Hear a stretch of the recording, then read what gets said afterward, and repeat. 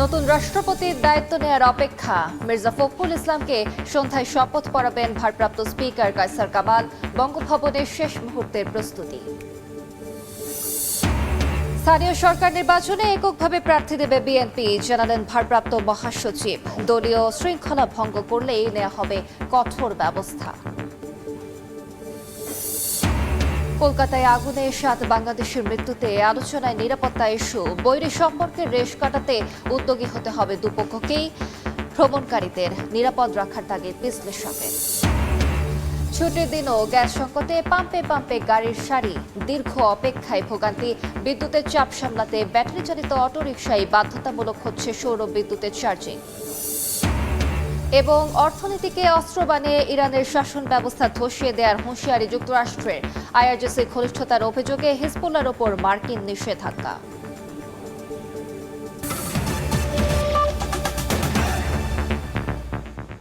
সময় সংবাদের সঙ্গে আছি আমি আলিশা ইসলাম। জুলাই অভ্যুত্থান পরবর্তী নতুন অভিভাবক পেল বাংলাদেশ।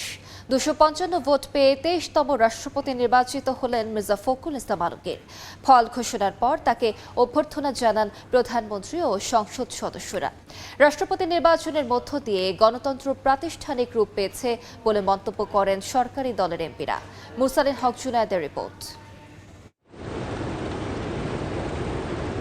সংসদ সদস্যদের অভিবাদনে মুখরিত সংসদের অধিবেশন কক্ষ। বেসরকারি ফলাফল ঘোষণায় দেশের 23তম অভিভাবক মির্জা ফখরুল ইসলাম আলমগীর। আপনাদের সবাইকে জানাচ্ছি অনেক অভিনন্দন। 24 জুলাইয়ে ঐতিহাসিক ক্ষমতার পট পরিবর্তনের পরে নতুন বাংলাদেশের নতুন রাষ্ট্রপতি নির্বাচন। 3.5 দশক পরে ইতিহাসের সাক্ষী হওয়া ত্রয়োদশ সংসদে দুপুর 2টায় শুরু হয় রাষ্ট্রপতি নির্বাচনের ভোট গ্রহণ। নির্বাচনে মির্জা ফখরুল ইসলাম আলমগীরের প্রতিদ্বন্দ্বী ছিলেন বিরোধী দলের প্রার্থী এলডিপি সভাপতি অলি আহমদ। প্রথমেই ভোট দেন অস্থায়ী রাষ্ট্রপতির দায়িত্ব পালন করা স্পিকার হাফিজউদ্দিন আহমদ এবং সংসদের ভারপ্রাপ্ত স্পিকার ব্যারিস্টার কায়সার কামাল। পরে প্রধানমন্ত্রী তারেক রহমান, রাষ্ট্রপতি প্রার্থী মির্জা ফখরুল ইসলাম আলমগীর, সিনিয়র মন্ত্রী, বিরোধী দলীয় নেতাসহ অন্যান্য সংসদ সদস্যরা ভোট দেন। 3 ঘন্টার ভোট গ্রহণ শেষ হয় বিকেল 5টায়। 20 মিনিট গণনা শেষে ফলাফল ঘোষণা করেন সিইসি। ব্যবহৃত ব্যালট পেপারের সংখ্যা 343টি, অব্যবহৃত ব্যালট পেপারের সংখ্যা 6টি। ডক্টর অলি আহমদ বীর বিক্রম পেয়েছেন 88টি ভোট, 88 ভোটস, এবং জনাব মির্জা ফখরুল ইসলাম আলমগীর পেয়েছেন 255 ভোট। সংবিধানের 70 অনুচ্ছেদ অনুযায়ী দলীয় প্রার্থীর বাইরে ভোট দিতে পারবেন না সংসদ সদস্যরা। ফলে 2/3 সংখ্যাগরিষ্ঠতা নিয়ে সরকার গঠন করা বিএনপির প্রার্থী মির্জা ফখরুল ইসলাম আলমগীরই নির্বাচিত হলেন দেশের পরবর্তী রাষ্ট্রপতি হিসেবে। জনাব মির্জা ফখরুল ইসলাম আলমগীর সর্বোচ্চ সংখ্যক ভোটপ্রাপ্ত হওয়ায় রাষ্ট্রপতি পদে যথাযথভাবে নির্বাচিত হয়েছেন।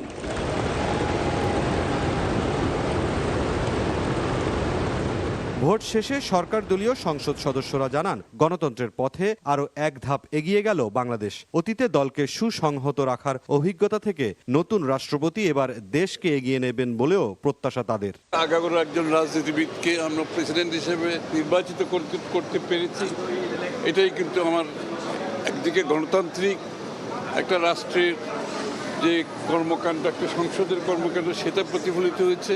যদি সত্যর দ্বারা বিদ্যমান অবস্থায় মেনে নিয়ে বিরোধী দল সাংবিধানিক প্রক্রিয়ায় রাষ্ট্রপতি নির্বাচনে অংশগ্রহণ করে থাকে, তাহলে বিদ্যমান সংবিধান অনুযায়ী সংবিধান সংস্কার পরিষদের যে সদস্যরূপে তারা শপথ নিয়েছেন, সেটা সাংবিধানিকভাবে টিকে না, এই স্বীকৃতি তারাই দিলেন।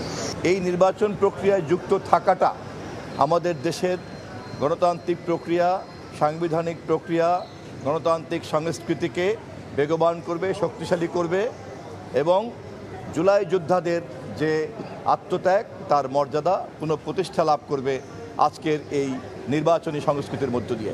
এদিকে আনুষ্ঠানিকতা শেষে সরকার দলীয় চিফ হুইপ জানান, এবারের রাষ্ট্রপতি নির্বাচনের মাধ্যমে দেশের গণতন্ত্র আরও সুসংহত হলো। আমরা যৌথভাবে অনেকগুলো সিদ্ধান্ত নিয়েছি, আজকেও যৌথভাবে সিদ্ধান্ত হয়েছে এবং এই সিদ্ধান্তটা গণতন্ত্র প্রতিষ্ঠার জন্য এবং দেশের উন্নয়নের জন্য অত্যন্ত অভূতপূর্ব এবং গুরুত্বপূর্ণ। শুক্রবার সন্ধ্যা 7:30টায় বঙ্গভবনে নতুন রাষ্ট্রপতি হিসেবে শপথ নেবেন মির্জা ফখরুল ইসলাম আলমগীর। গণতন্ত্রের সুস্থ চর্চা এবং প্রাতিষ্ঠানিক রূপায়ণে রাষ্ট্রপতি নির্বাচন একটি গুরুত্বপূর্ণ সাংবিধানিক প্রক্রিয়া। বিনা প্রতিদ্বন্দ্বিতায় রাষ্ট্রের অভিভাবক নির্বাচিত হওয়ার সংস্কৃতি থেকে বেরিয়ে বহু প্রার্থীভিত্তিক এবং ভোটের এই নির্বাচন তাই গণতন্ত্রকে আরও অর্থবহ ও অংশগ্রহণমূলক করে তুলবে। সংসদে ভোটার আইন প্রণেতাদের পাশাপাশি এমন প্রত্যাশা সব মহলে। মুরসালিন হক জুনায়েদ, সময় সংবাদ, ঢাকা। নতুন রাষ্ট্রপতির শপথ অনুষ্ঠানের জন্য প্রস্তুত বঙ্গভবন। এই মুহূর্তে বঙ্গভবনের সামনে আছেন সহকর্মী তানভীর হাসান মেঘ। সরাসরি যাচ্ছি তার কাছে। মেঘ, দীর্ঘ 3 দশক পর সরাসরি ভোটের মাধ্যমে দেশের 23তম রাষ্ট্রপতি পেলেন মির্জা ফখরুল ইসলাম আলমগীর, এবং তিনি কিন্তু সরাসরি ভোটের মাধ্যমে নির্বাচিত হয়েছেন। এবং তার এই শপথ গ্রহণকে কেন্দ্র করে কিন্তু আমরা ইতিমধ্যে দেখছি যে বঙ্গভবনের যে দরবার হল রয়েছে সেখানে আনুষ্ঠানিকতা কিন্তু সম্পন্ন করার জন্য নানান প্রস্তুতি কিন্তু নেওয়া হচ্ছে। এবং সেই সঙ্গে সন্ধ্যা 7:30টার দিকে মূলত যে শপথ গ্রহণের আনুষ্ঠানিকতা সেটি কিন্তু শুরু হবে। সেই সঙ্গে একটু জানিয়ে রাখতে চাই যে মন্ত্রিপরিষদ বিভাগের সার্বিক তত্ত্বাবধানে ইতিমধ্যে শপথের অনুষ্ঠানের সকল প্রস্তুতি চূড়ান্ত করা হয়েছে। নতুন রাষ্ট্রপতি বরণ করে নিতে রাষ্ট্রীয় বাসভবন বঙ্গভবন সম্পূর্ণ প্রস্তুত করা হচ্ছে ইতিমধ্যে, এবং দরবার হলকে সাজানো হয়েছে নতুন রূপে। ঐতিহাসিক ওই হলটিতে এর আগেও বহু রাষ্ট্রপতির শপথ এবং রাষ্ট্রীয় গুরুত্বপূর্ণ অনুষ্ঠানও কিন্তু সম্পন্ন হয়েছে। আমরা প্রাথমিকভাবে যে তথ্যটি জানতে পেরেছি সেটি হচ্ছে শুক্রবার অর্থাৎ আজ সন্ধ্যা 7:30 নাগাদ এই শপথ গ্রহণ অনুষ্ঠিত শুরু হওয়ার কথা রয়েছে। তবে অতিথিদের জন্য সন্ধ্যা 7টার মধ্যেই যে আসন গ্রহণ সেটি করার অনুরোধ কিন্তু জানানো হয়েছে বলে আমরা প্রাথমিকভাবে আমাদের হাতে এই তথ্য আমাদের কাছে আছে। এবং সেই সঙ্গে রাষ্ট্রপতির শপথ গ্রহণ অনুষ্ঠানে রাষ্ট্রের গুরুত্বপূর্ণ প্রায় 1000 খানেক অতিথির আমন্ত্রণ জানানো হয়েছে, এবং আমন্ত্রণের তালিকায় রয়েছেন প্রধানমন্ত্রী তারেক রহমান থেকে শুরু করে জাতীয় সংসদের স্পিকার, মন্ত্রিসভার জ্যেষ্ঠ সদস্য, এমপি, সুপ্রিম কোর্টের আপিল ও হাইকোর্ট বিভাগের বিচারপতিরা। এছাড়া 3 বাহিনীর যে প্রধান রয়েছেন, উচ্চপদস্থ সামরিক ও বেসামরিক কর্মকর্তা, বিভিন্ন বিশ্ববিদ্যালয়ের উপাচার্য থেকে শুরু করে জাতীয় পর্যায়ের বিশিষ্ট রাজনৈতিক নেতা, সুশীল সমাজের প্রতিনিধি, বিভিন্ন গণমাধ্যমের সম্পাদক ও জ্যেষ্ঠ সাংবাদিকরা কিন্তু উপস্থিত থাকবেন বলে আমরা জানতে পেরেছি। অর্থাৎ এই দীর্ঘ 3.5 দশক পর সরাসরি ভোটের মাধ্যমে দেশের 23তম রাষ্ট্রপতি নির্বাচিত হয়েছেন যে মির্জা ফখরুল ইসলাম আলমগীর, তার এই যে শপথ গ্রহণকে কেন্দ্র করে কিন্তু ইতিমধ্যে বঙ্গভবনের যে দরবার হল রয়েছে সেটি কিন্তু যে প্রস্তুতি সেটি কিন্তু নেওয়া হচ্ছে। তো এই ছিল আমার কাছে বঙ্গভবন থেকে সর্বশেষ খবরাখবর। বঙ্গভবন থেকে তানভীর হাসান মেঘ। আগামী স্থানীয় সরকার নির্বাচনে একক প্রার্থী দেবে বিএনপি, এ কথা জানিয়েছেন দলের ভারপ্রাপ্ত মহাসচিব রুহুল কবির রিজভী। বৃহস্পতিবার সন্ধ্যায় গুলশানে বিএনপি চেয়ারম্যানের কার্যালয়ে সভা শেষে এ কথা জানান তিনি। বলেন, দলীয় শৃঙ্খলা ভঙ্গ করলেই কঠোর ব্যবস্থা নেওয়ার নির্দেশ দিয়েছেন প্রধানমন্ত্রী তারেক রহমান। তৃণমূল পর্যায়ে দলকে আরও সুসংগঠিত ও শক্তিশালী করার লক্ষ্যে রাজশাহী বিভাগের পাবনা ও চাঁপাইনবাবগঞ্জ জেলা বিএনপির নেতাদের সঙ্গে গুলশানে আলোচনা সভার আয়োজন করা হয়। উপস্থিত ছিলেন বিএনপি চেয়ারম্যান ও প্রধানমন্ত্রী তারেক রহমান। সাংগঠনিক কার্যক্রম জোরদার, তৃণমূলের নেতাকর্মীদের আরও সক্রিয় করা এবং দলকে শক্তিশালী করার নানা দিক নিয়ে সভায় আলোচনা হয়। পরে সাংবাদিকদের প্রশ্নের জবাবে ভারপ্রাপ্ত মহাসচিব রুহুল কবির রিজভী জানান, কোনো নেতাকর্মী অনৈতিক কাজে জড়িত হলে দল থেকে কঠোর ব্যবস্থা নেওয়া হবে। একই সঙ্গে ভারপ্রাপ্ত মহাসচিব হিসেবে দায়িত্ব যথাযথভাবে পালনের আশ্বাস দেন রুহুল কবির রিজভী। স্থানীয় সরকার নির্বাচন, সেই নির্বাচন যাতে তৃণমূলের যে ইউনিটগুলি আছে অর্থাৎ ইউনিয়ন কমিটি, উপজেলা কমিটি, এরা বসে তারা একজন প্রার্থী ঠিক করবেন, এবং সেই ক্ষেত্রে জেলার সহায়তা নিয়ে তারা বসে এটা ঠিক করবেন, এবং একজন সমর্থিত ব্যক্তির বাইরে যেন আর অন্য কোনো প্রার্থী না হয় সে ব্যাপারে তারা সামগ্রিক প্রচেষ্টা গ্রহণ করবেন। এই বিষয়টি অত্যন্ত শক্তভাবে তৃণমূলের যে নেতাকর্মী যারা ছিলেন 2 জেলার তাদের সামনে তিনি বলেছেন। চব্বিশের অভ্যুত্থানে আওয়ামী লীগ সরকারের পতনের পর থেকেই বাংলাদেশ ভারত সম্পর্ক চলছে খুঁড়িয়ে। ব্যবসা বাণিজ্য থেকে শুরু করে যোগাযোগ ব্যবস্থা, এমনকি ক্রীড়াঙ্গন পর্যন্ত টানতে হচ্ছে দ্বিপাক্ষিক বৈরী সম্পর্কের রেশ। তুচ্ছ কারণে ভারতের মাটিতে বাংলাদেশি হেনস্থার খবর আসছে হরহামেশা। এ অবস্থার মধ্যেই কলকাতায় অগ্নিকাণ্ডে 7 বাংলাদেশির মৃত্যুর প্রশ্ন উঠেছে। ভারতের মাটি বাংলাদেশিদের জন্য কতটা নিরাপদ? ভ্রমণকারীদের নিরাপত্তা নিশ্চিতে দ্রুত পদক্ষেপ নেওয়ার তাগিদ বিশ্লেষকদের। নাজমুস সালেহের রিপোর্ট।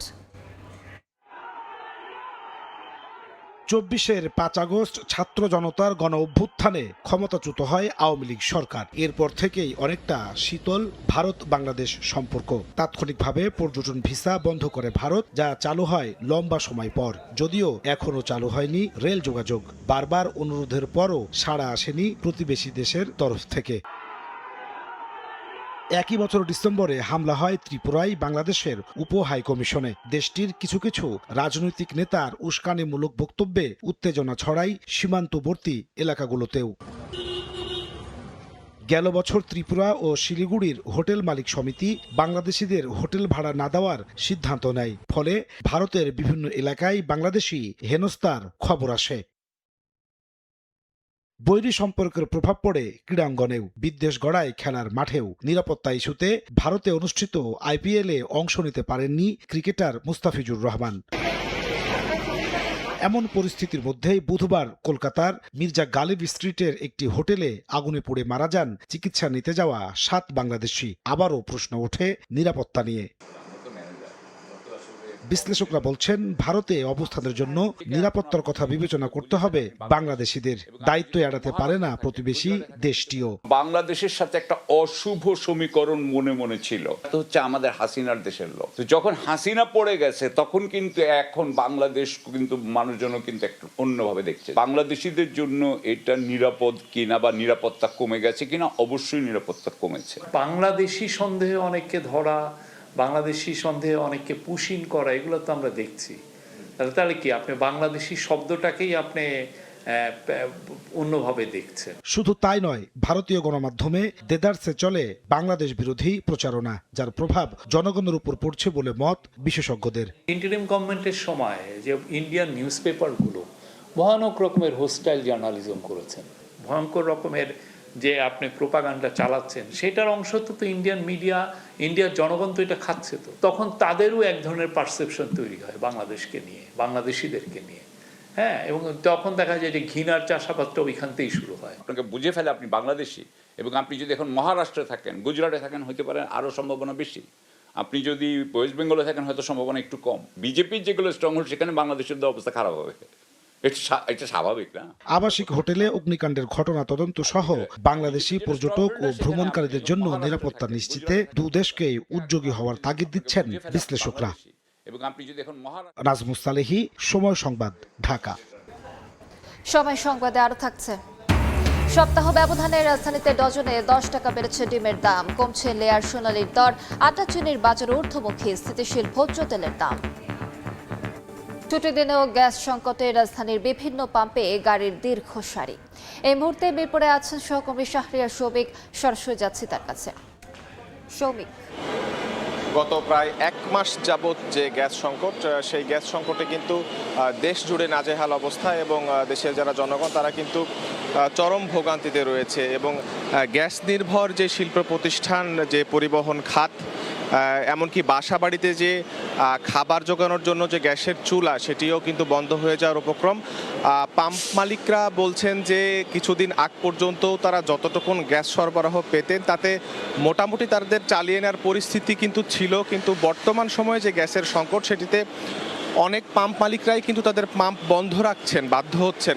তারা যেটি বলছেন যে তাদের সিস্টেম লস থাকার কারণে অনেক পাম্পে তারা গ্যাস সরবরাহ করতে পারেন না, যার কারণে তাদেরকে লসের সম্মুখীন হতে হয়, এবং এর ধারাবাহিকতায় তারা পাম্প বন্ধ রাখতে বাধ্য হন, এমনটি কিন্তু তারা বলছেন। বিশেষ করে আরেকটু যদি বলতে চাই, ঢাকা শহরের যে পরিবহন খাত, যেখানে রাইড শেয়ারিং চালকরা তাদের জীবিকা নির্বাহ করে কিন্তু এই তাদের গাড়ি চালানোর মাধ্যমে, সেক্ষেত্রে গ্যাস নির্ভর যে গাড়ি গাড়িগুলো রয়েছে তারা দীর্ঘক্ষণ লাইনে দাঁড়ানোর পরেও কাঙ্ক্ষিত পরিমাণের যে গ্যাস সেটি কিন্তু তারা পাচ্ছেন না, যার ফলে তাদের যে প্রত্যেক দিন যে জমার টাকা, সেই জমার টাকা এবং গ্যাস খরচের টাকা সেটি কিন্তু উঠাতে তারা বেশ হিমশিম কাটছেন, এমনটি কিন্তু তারা বলছেন। এবং তারা বলছেন যে এক ট্রিপ দেওয়ার পরেই তাদের গ্যাস শেষ হয়ে যাচ্ছে এবং তার পরবর্তীতে আবার যে কোনো একটি পাম্পে ঢোকা লাগছে। এবং পাম্প মালিকরা বলছেন যে পাম্পে প্রেশার না থাকার কারণে তারা গাড়িতে পূর্ণাঙ্গভাবে গ্যাস দিতে পারছেন না। যে গাড়িতে 500 টাকার গ্যাস দেওয়ার কথা সেখানে 50 টাকা, 60 টাকা, 100 টাকার গ্যাস দিয়ে তাদেরকে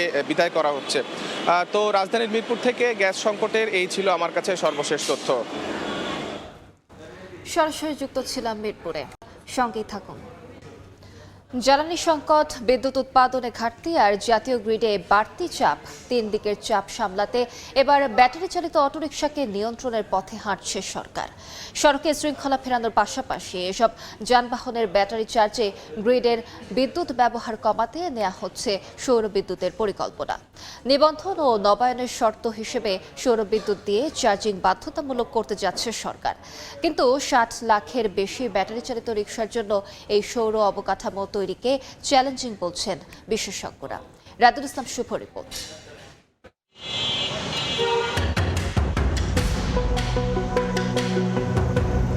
একসময় শুধু রাজধানীর অলিগলিতে মিলত ব্যাটারি চালিত অটোরিকশা, কিন্তু এখন সেই বাহনটি উঠে এসেছে প্রধান সড়কে। দ্রুতগতির এই 3 চাকার বাহনটি অন্যান্য যানবাহনের সঙ্গে তাল মেলাতে গিয়ে প্রতিনিয়ত ঝুঁকিতে পড়ছেন অন্যান্য যানবাহনের চালক ও পথচারীরা।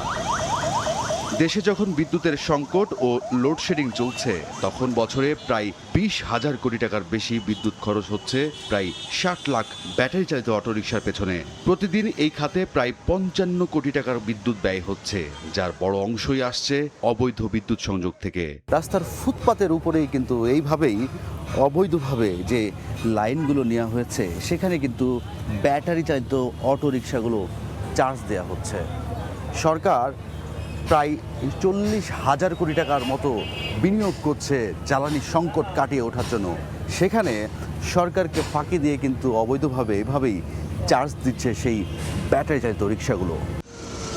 গবেষণা অনুযায়ী প্রতিটি অটোরিকশা দিনে 8 থেকে 9 ইউনিট বিদ্যুৎ ব্যবহার করে, যা জাতীয় গ্রিডের প্রতিদিনের 800 থেকে 850 মেগাওয়াট বিদ্যুতের সমান।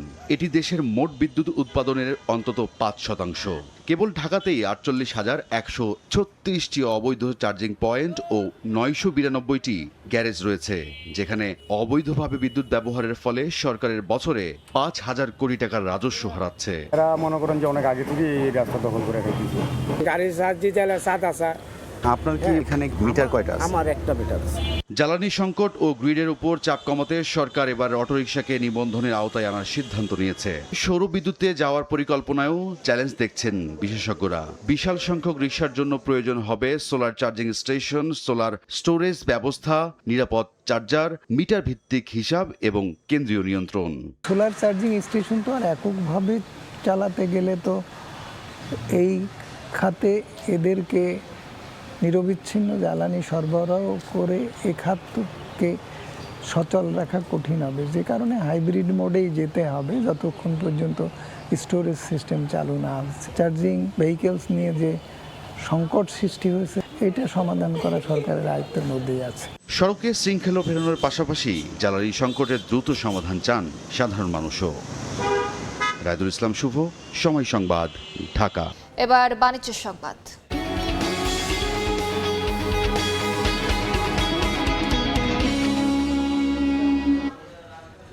রাজধানীর বাজারে ডজনে 10 টাকা বেড়ে ডিম বিক্রি হচ্ছে 150 টাকায়। এদিকে সপ্তাহ ব্যবধানে ব্রয়লারের দাম অপরিবর্তিত থাকলেও 20 থেকে 30 টাকা কমেছে লেয়ার সোনালী মুরগির দর। তবে স্থিতিশীল রয়েছে সবজির দর। পটল, বরবটি, ঢেঁড়স 50, পেঁপে 40, করলা 60 আর টমেটো বিক্রি হচ্ছে 80 টাকা কেজিতে। বিক্রেতারা বলছেন সরবরাহ বেড়ে যাওয়ায় কমতির দিকে সবজির দাম। তবে সপ্তাহ ব্যবধানে কিছুটা বাড়তি মাছের দর। রুই 340 থেকে 360, কাতলা 380 থেকে 400 এবং তেলাপিয়া বিক্রি হচ্ছে 250 টাকা কেজিতে।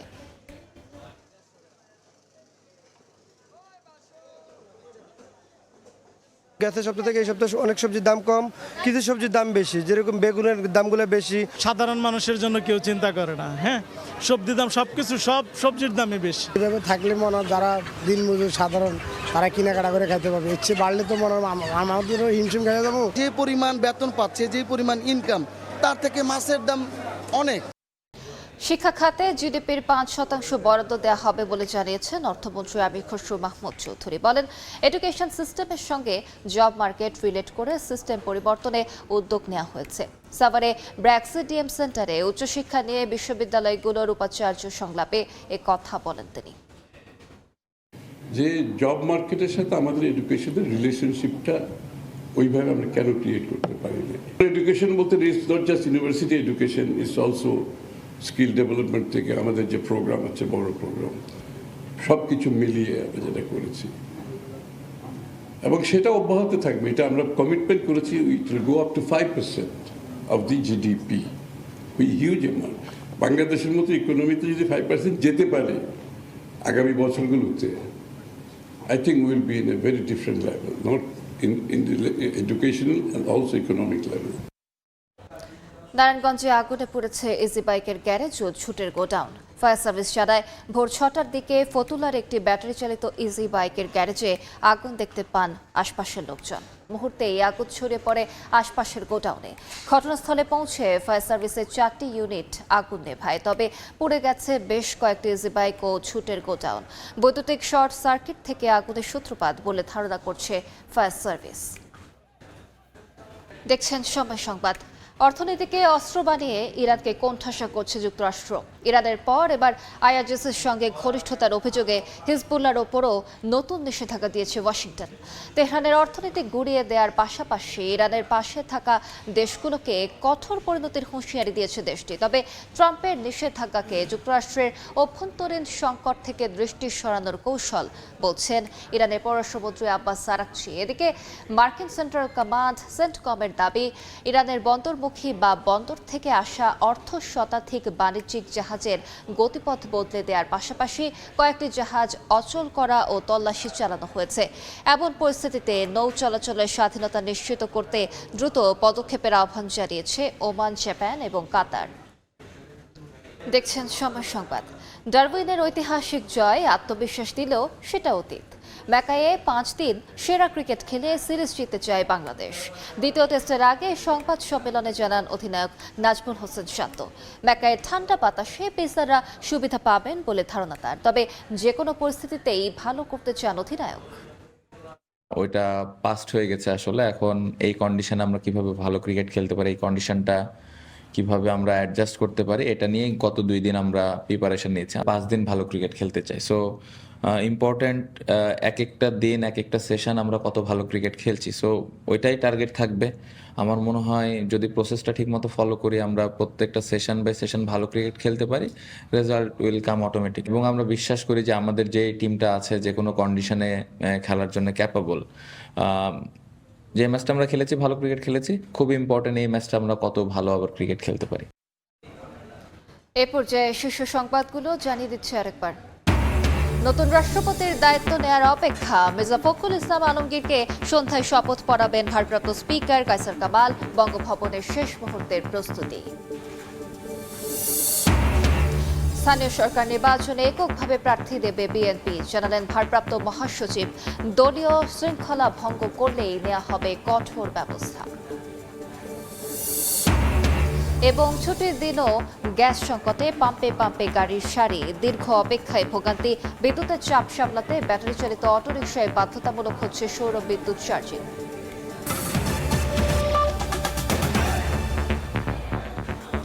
এই ছিল দুপুর 12টার সময় সংবাদে। এরপর খেলার সময় নিয়ে সঙ্গে থাকবেন এস এম ইকবাল। আলিশা, আপনাকে ধন্যবাদ। খেলার সময় নিয়ে ফিরছি কিছুক্ষণ পর, সঙ্গে থাকুন সময়।